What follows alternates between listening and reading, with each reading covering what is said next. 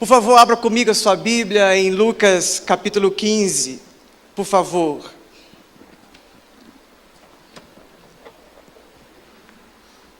Lerei do verso 11 em diante. Lucas 15.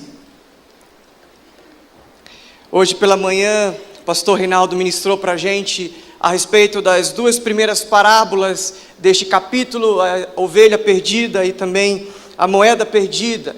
E agora vamos continuar nessa tríade, nesse momento que Jesus conta de propósito três parábolas, uma seguida da outra. Você não vai encontrar algumas verdades em livros seculares. Existem verdades que você só encontra na palavra de Deus. Só existem verdades quando nós ouvimos de fato a voz de Deus. Existem algumas coisas no mundo que são muito interessantes, mas só existe uma verdade que transforma e que liberta. Como diz João capítulo 8, verso 32, e conhecereis a verdade, e a verdade vos libertará. Então eu creio que essa palavra será usada pelo Espírito Santo, por Deus, para transformar, para libertar você nessa noite. Amém? Jesus continuou. Um homem tinha 2 filhos. O mais novo disse a seu pai: Pai, quero minha parte da herança. Assim ele repartiu sua propriedade entre eles. Não muito tempo depois, o filho mais novo reuniu tudo o que tinha e foi para uma região distante. Lá desperdiçou os seus bens vivendo irresponsavelmente. Depois de ter gasto tudo, houve uma grande fome em toda aquela região e ele começou a passar necessidade. Por isso, foi empregar-se com um dos cidadãos daquela região, que o mandou para o seu campo a fim de cuidar de porcos. Ele desejava encher o estômago com as vagens de alfarrobeira que os porcos comiam, mas ninguém lhe dava nada. Caindo em si, ele disse: quantos empregados de meu pai têm comida de sobra e eu aqui, morrendo de fome? Eu me porei a caminho e voltarei para o meu pai e lhe direi: Pai, pequei contra o céu e contra ti, não sou mais digno de ser chamado teu filho, trata-me como um dos teus empregados. A seguir, levantou-se e foi para o seu pai. Estando ainda longe, seu pai o viu e, cheio de compaixão, correu para seu filho e o abraçou e o beijou. O filho lhe disse: Pai, pequei contra o céu e contra ti, não sou mais digno de ser chamado teu filho. Mas o pai interrompeu e disse aos seus servos: depressa, tragam a melhor roupa e vistam nele, coloquem um anel em seu dedo e calçados em seus pés. Tragam um novilho gordo e matem-no, vamos fazer uma festa e alegrar-nos. Pois este meu filho estava morto e voltou à vida, estava perdido e foi achado. E começaram a festejar o seu regresso. Enquanto isso, o filho mais velho estava no campo. Quando se aproximou da casa, ouvindo a música e a dança, então chamou um dos servos e perguntou-lhe o que estava acontecendo. Este lhe respondeu: seu irmão voltou e seu pai matou o novilho gordo, porque o recebeu de volta são e salvo. O filho mais velho encheu-se de ira e não quis entrar. Então seu pai saiu e insistiu com ele, mas ele respondeu a seu pai: olha, todos estes anos tenho trabalhado como um escravo teu serviço, nunca desobedeci às tuas ordens. Mas tu nunca me deste nem um cabrito para eu festejar com os meus amigos. Mas quando volta para casa esse teu filho, que esbanjou os teus bens com as prostitutas, matas o novilho gordo para ele. Disse o pai: meu filho, você está sempre comigo e tudo que eu tenho é teu. Mas nós tínhamos que celebrar a volta desse seu irmão e alegrar-nos, porque ele estava morto e voltou à vida, estava perdido e foi achado.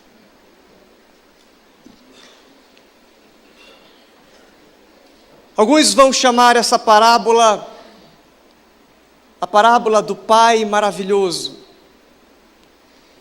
Mas eu vou ficar com o termo do livro do Tim Keller chamado O Deus Pródigo. Essa história é uma das histórias mais lindas, mais íntimas da palavra de Deus. A história não de um filho pródigo.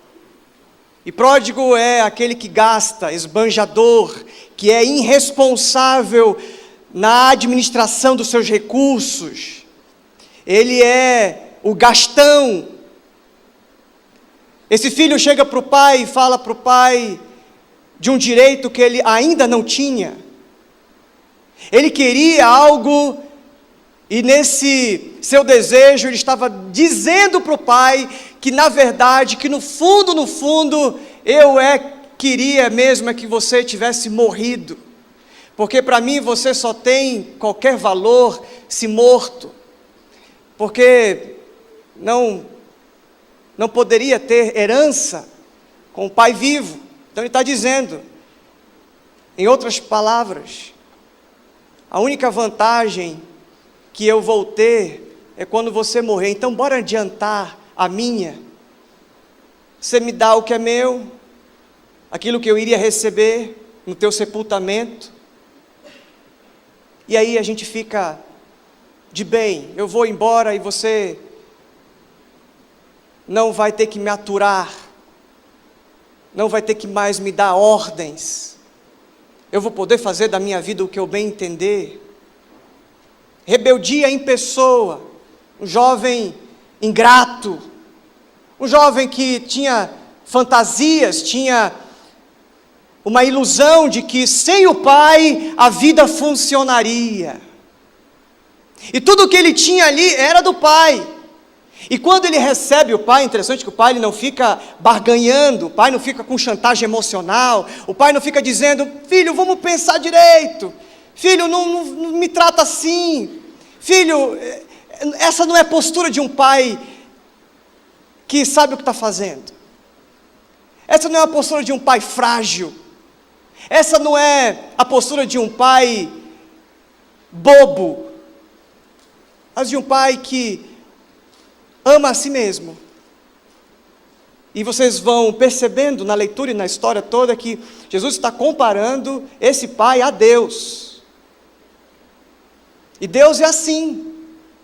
Deus não fica fazendo charminho para te seduzir, para que as coisas do teu jeito fiquem do jeito que dá para te agradar, que as coisas fiquem sem te ofender. Ele diminui as regras, ele diz, então tá bom. Não, Deus é um Deus que é feliz em si mesmo. Não existe nada que nós façamos que Deus se alegre mais. Existe uma conduta nossa de dizer, não faça isso que Deus não se agrada. Não faça isso que você vai entristecer Deus. Na verdade, isso é uma tentativa nossa humana de dar uma postura humana para Deus. Mas na verdade, Deus é absoluto. Ele não tem bipolaridade. Deus não fica magoadinho e divertidinho. Deus não oscila no humor dele, porque ele é imutável. Ele é Deus, ele é soberano, ele é feliz em si mesmo. Então ele fala para o filho, então tá bom, toma aqui a sua parte. E o filho vai, porque a liberdade, os prazeres o aguardavam. Ficar longe do pai, longe das regras, longe de toda a repressão, humilhação, sei lá o que passar pela cabeça dele. Ele via que seria muito mais vantajoso ir e seguir seu próprio caminho. E ele vai e ele se joga de cabeça numa vida sem responsabilidades. Em vez de ele pegar um dinheiro e dizer, vou aplicar, vou investir, vou fazer com que a minha vida seja mantida por algo que eu vou colocar esse dinheiro. Vou comprar uns bois, vou comprar um apartamento, vou comprar alguma coisa que me garanta para o futuro. Não. Ele diz, é isso e é isso. É com isso que eu vou aproveitar tudo que eu tenho direito. Porque, na verdade, o que ele quer é os direitos. Eu quero o que é meu.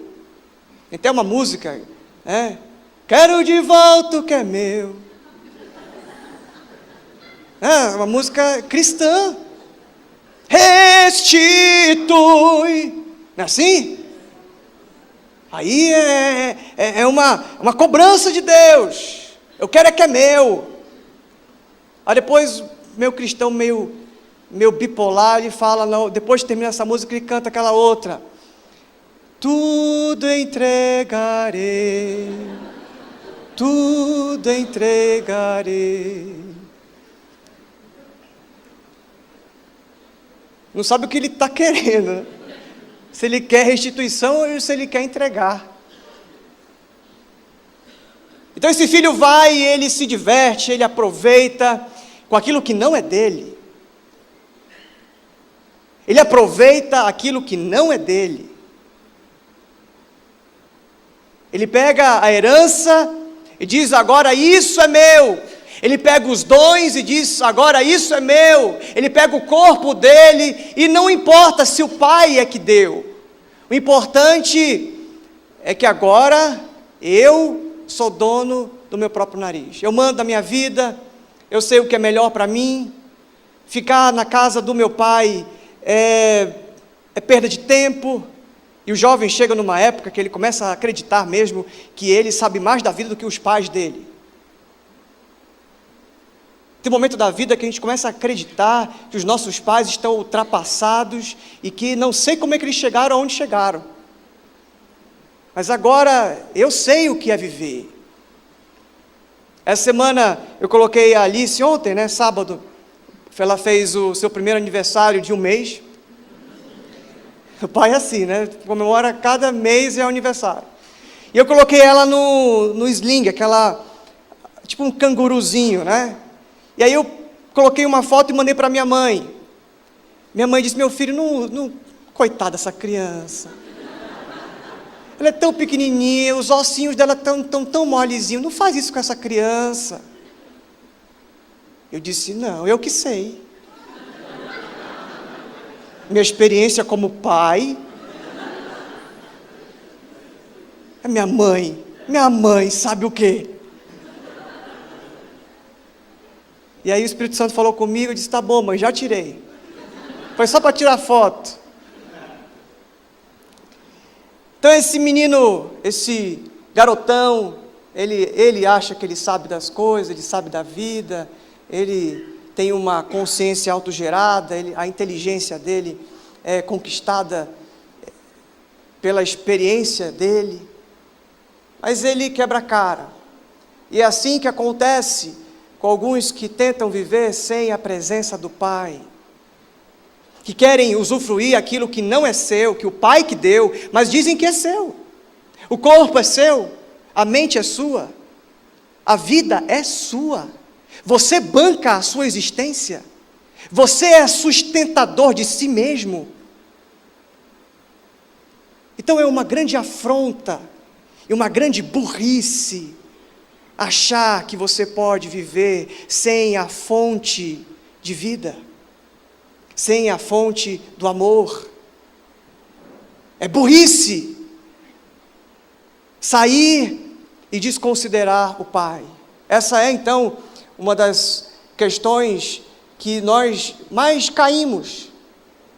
O termo técnico para isso se chama impiedade. Desconsiderar Deus da minha vida. Impiedade é se comportar como ímpio. Entender que eu mando e desmando em mim. Então eu posso desconsiderar os conselhos do Pai, desconsiderar a vontade do Pai. Eu é que sei como é que a vida funciona.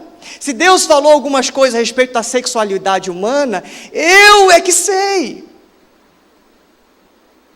Deus falou algumas coisas da convivência humana, mas eu é que sei. Isso tem prazo de validade.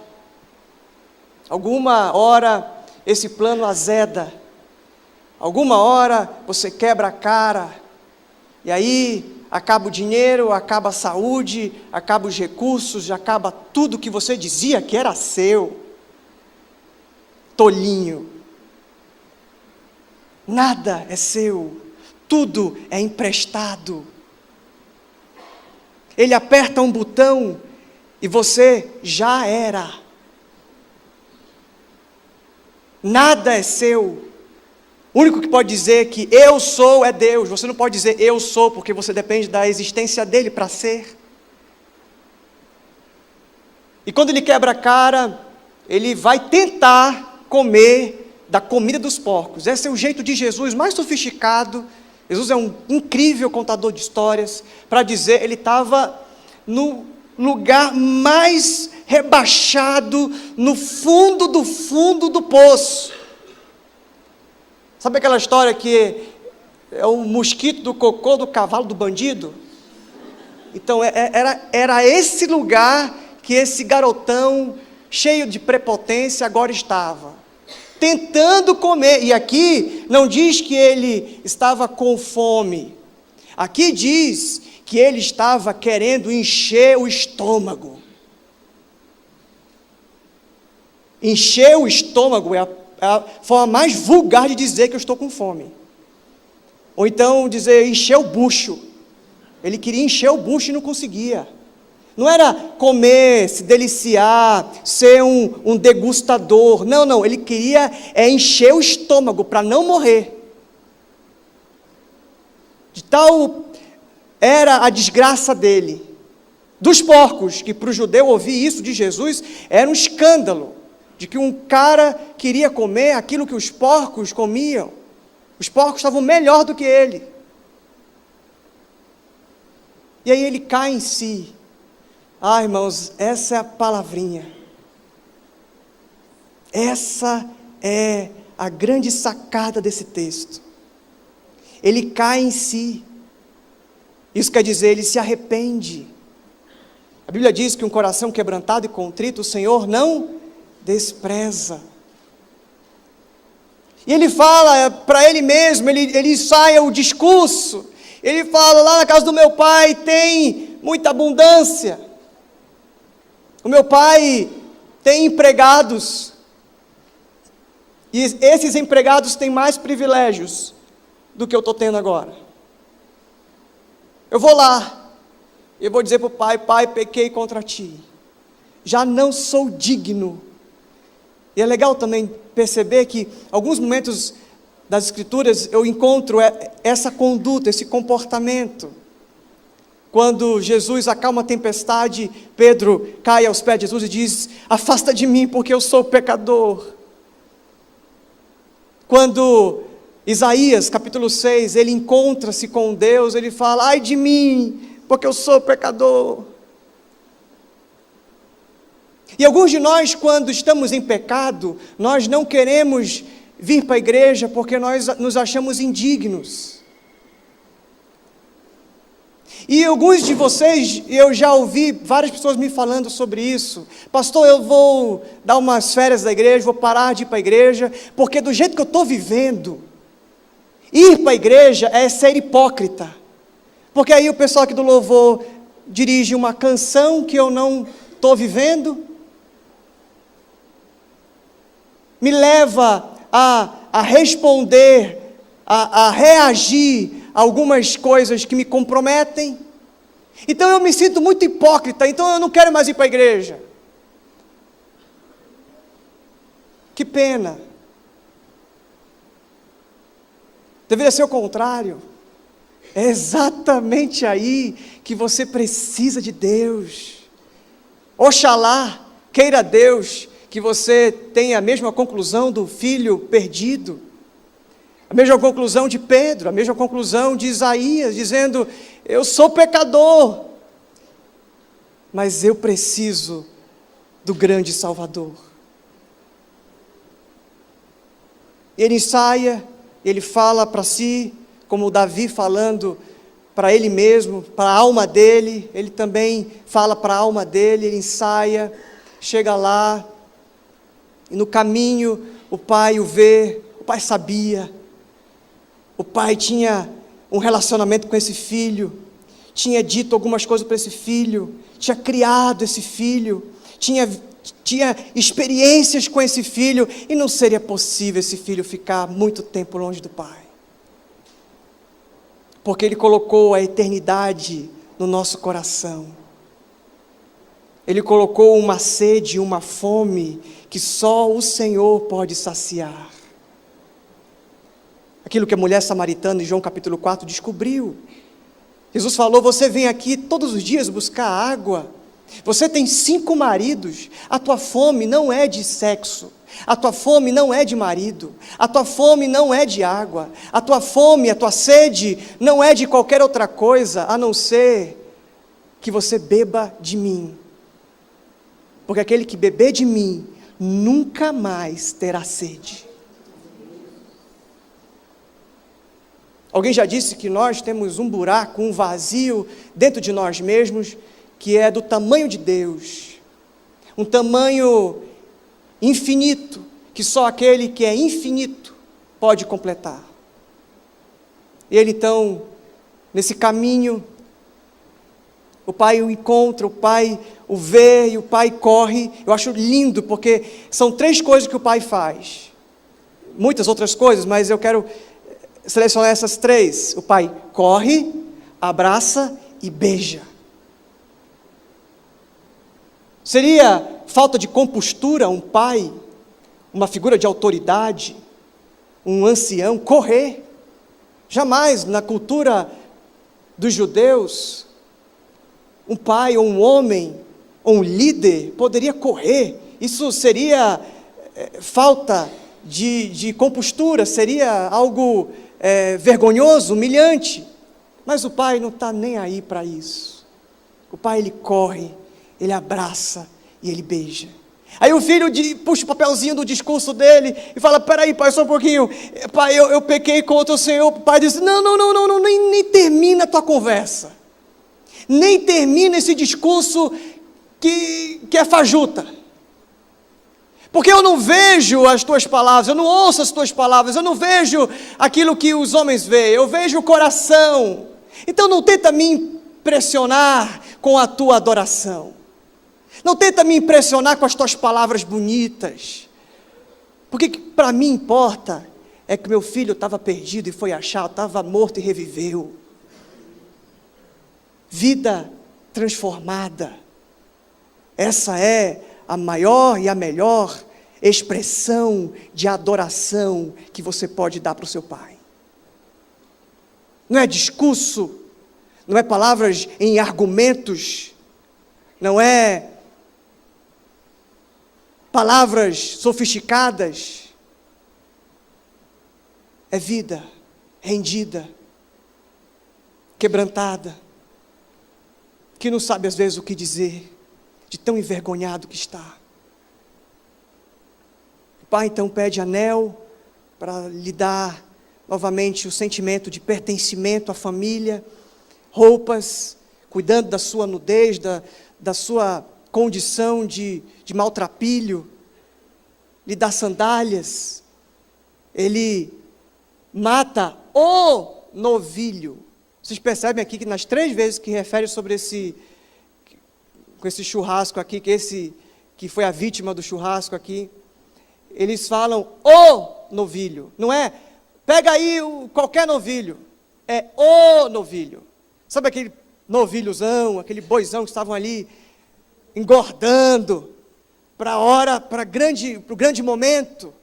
Então é o novilho, o bezerrão, sei lá, qual que seria hoje uma comida assim incrível Por exemplo, lá na minha casa, lá em Manaus, se fosse né, seria o prato, seria o pato no tucupi. Tenho certeza que se eu voltasse para minha casa, minha mãe queria fazer o prato para mim, ela faria o pato no tucupi. Irmãos, vocês não sabem o que é isso. Quantos aqui já experimentaram o pato no tucupi? Levantem a mão. O pastorzão ali já experimentou. Só gente feliz demais. O pessoal que já foi, viveu em Manaus, sabe o que é isso. É um segundo para chegar no paraíso. Você fecha o olho e vai lá e volta. E aí ele mata, ele faz essa festa, e o filho mais velho, é interessante que essa história é a única história que tem reviravolta. As outras histórias não têm reviravolta. Perdeu, procurou, achou. Perdeu, procurou, achou. Essa, o filho mais velho vem para fazer a música mudar. Sabe quando você está no filme, a coisa está no ápice, a coisa fica tensa, o filho chega e diz: o que está acontecendo aqui? Que papagaiada é essa aqui? E aí o pai de novo vai ao encontro do filho, o pai sempre indo ao encontro do filho. Aqui é uma metáfora, Jesus está falando com fariseus, com Israel, que se sentia o filho de Abraão, os filhos de Abraão. Jesus está fazendo um paralelo com o filho mais novo, que é os publicanos, os gentios, os que não tinham a promessa que Abraão tinha recebido. Deus falou para Abraão: Abraão, em ti serão benditas todas as nações. Eu seleciono vocês, eu seleciono a tua linhagem para ser bendita todas as nações. Mas no meio do caminho Israel se perdeu. Como irmão mais velho, como filho mais velho, Israel se perdeu no seu propósito, na sua missão, e começa a achar que a bênção é só para mim. E esse filho perdido, ninguém foi procurar. E existe uma pegadinha aqui, um segredozinho de Jesus aqui. Ele está dando uma indireta, dizendo o seguinte: eu sou esse irmão mais velho que vai atrás do filho perdido. Esse filho que ficou em casa, nem aí para o filho mais novo, para o irmão mais novo, são vocês, Israel, que deveriam bendizer e proclamar o meu nome em toda a terra, mas vocês ficaram em casa, vocês ficaram de braços cruzados, vocês não foram heróis. E aí eu sou Jesus, eu sou o filho que é unigênito, que se torna primogênito para resgatar muitos irmãos. Deus falou isso, quando Jesus se batizou, Ele falou: este é o meu filho, este é o meu filho amado, em quem me comprazo. Ele que vai resgatar as ovelhas perdidas de Israel, Ele é que vai colocar ordem no caos, Ele que vai atrás desse filho mais novo que se perdeu. E esse filho mais velho, Deus sai da festa e diz: o que foi, meu filho? O que foi? O que aconteceu? Por que você está com essa tromba aí? Com essa cara amarrada? Vem para a festa, vem aproveitar, tem música, tem dança, tem tudo aqui. Não, eu quero o que é meu. Quero de volta o que é meu. Mais uma vez, o filho exigindo seus direitos. O senhor nunca me deu nenhuma galinha para fazer uma festa com meus amigos. Fui tão fiel, cumprindo a lei, sendo obediente. Que pena que esse pai, que pena que esse filho, melhor dizendo, conviveu tanto com esse pai e não aprendeu nada com o pai. E é muito provável, é muito possível que você passe a sua vida toda convivendo com as coisas de Deus e não aprenda nada sobre Deus. Não aprenda nada sobre o amor de Deus. Não aprenda nada sobre a tolerância de Deus, sobre a graça de Deus, a compaixão de Deus. Vive julgando os outros.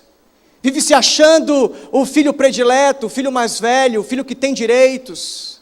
o filho que nunca se desviou, o filho que não tem cicatrizes, o filho que na verdade tem um coração muito perverso, um filho que tem muito mais arrogância e muito mais interesse.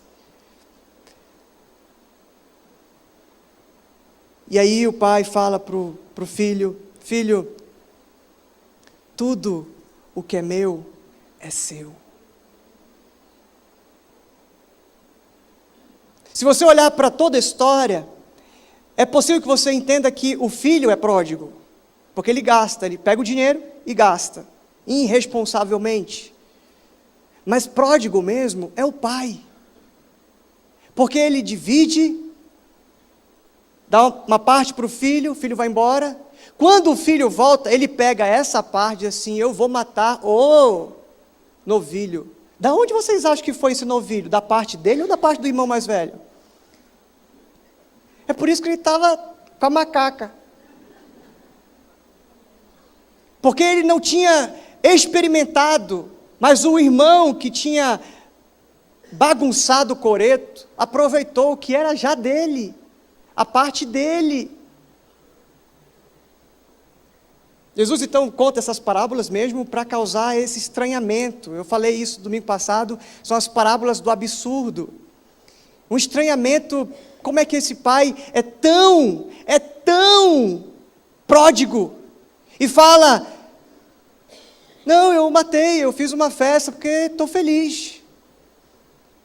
E aí o filho reclama e o pai fala: filho, tudo que eu tenho é teu. Tudo. Você entende aqui? Agora voltando para 2016. Você entende que tudo o que o pai tem é teu?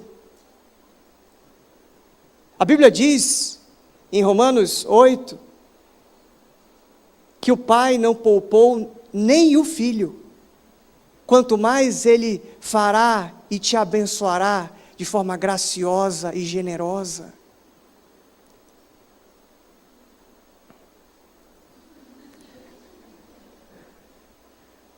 Você que era para terminar, termina que já está dando horário. Já está mesmo, já passei do horário. Misericórdia.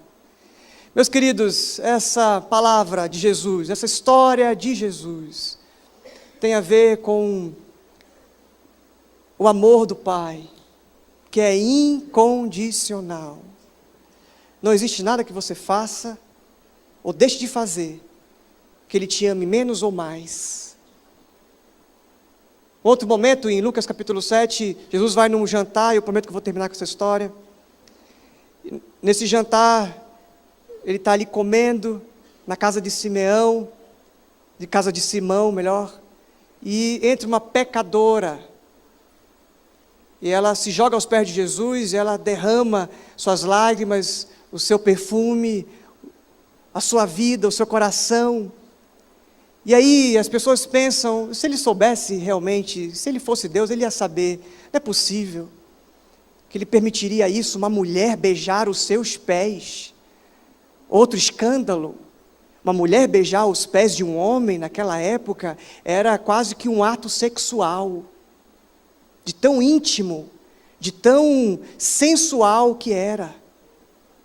Mas Jesus não está nem aí, é igual o pai que beija o filho na testa, no rosto, no olho, na boca. Ele não está nem aí, ele é pai, ele pode beijar onde ele quiser. Assim como essa pecadora, ela está beijando os pés de Jesus, não importa a regra, o figurino, o que dizem. O que importa é que eu estou aqui toda quebrada, toda dedicada. E Jesus conta então a história lá dos credores, do credor. Eu não vou contar essa história, você depois lê lá em Lucas capítulo 5. Mas no final Jesus fala assim: Simão, eu vim aqui na sua casa e você não me deu um beijo. Olha o que Jesus está falando. Eu vim na sua casa e você não me deu um beijo. Jesus não é carente, não. Ele está dizendo de um respeito, de uma adoração que ele esperava de Simão. Mas essa mulher aqui, desde que ela chegou, ela não para de beijar os meus pés. E ele fala, sabe por quê? Porque a quem muito se perdoa, muito se ama. Ah, meus queridos, eu posso dizer que de todos aqui, eu já pequei muito, já fui perdoado muito, e eu louvo a Deus porque Ele me ama muito. Qual tem sido a tua história? Qual tem sido a parábola que Deus está escrevendo? Você consegue perceber Ele escrevendo na tua vida, na tua história, te cercando com o amor dEle, correndo ao teu encontro, te abraçando, te beijando? Você reconhece Deus como esse Pai pródigo, esse Deus pródigo na tua vida? Enquanto nossa equipe ministra para a gente uma canção, eu queria fazer um desafio nessa noite. Talvez você chegou aqui como esse filho perdido, esse filho que foi para o mundo e se divertiu e aproveitou e Satanás te deu do bom e do melhor, porque é isso que Satanás faz. Ele fala, se você me adorar, tudo isso aqui te darei. Mas isso tem um preço.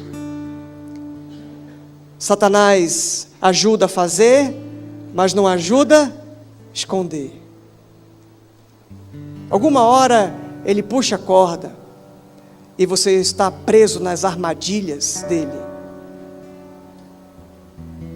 E alguma hora, por misericórdia, você tem um lapso de consciência. E você, tomado por tudo que o mundo fez com você, tudo que o mundo te machucou, você cai em si. Você se arrepende. Ah, meus queridos, o Senhor não despreza quem se arrepende. Gente que se joga aos pés dele. Jesus fica sem reação. Ele veio e se jogou aos meus pés. Me ganhou. Não dá. Eu não tenho o que fazer. Eu não aguento isso. Quando o pecador vem e se joga aos meus pés, eu não aguento. Eu não consigo ficar parado. Eu corro, eu abraço, eu beijo e te dou tudo de novo. Porque eu não sou um Deus como alguns creem por aí. Um Deus igual ao seu pai terreno, que falhou com você, que traiu você, que abusou de você. Eu não sou como esse pai. Eu sou esse pai revelado pelo meu filho. Quem vê o filho, vê o pai. E se o filho é amor, Deus é amor.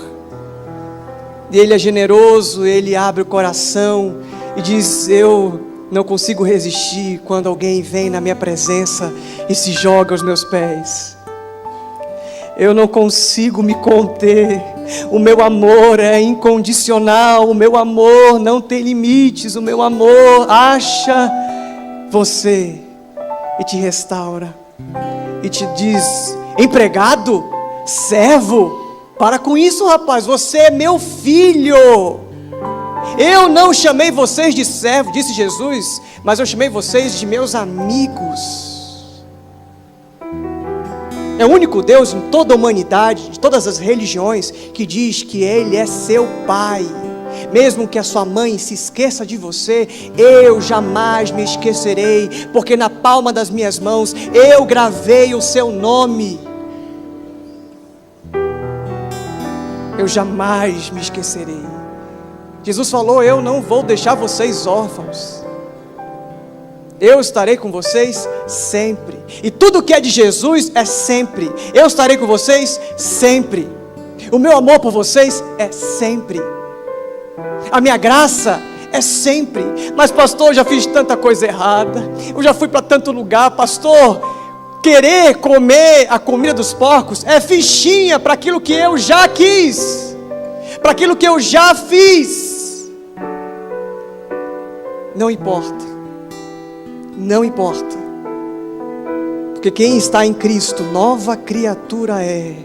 As coisas velhas já passaram, eis que tudo se fez novo, novo, novo, novo.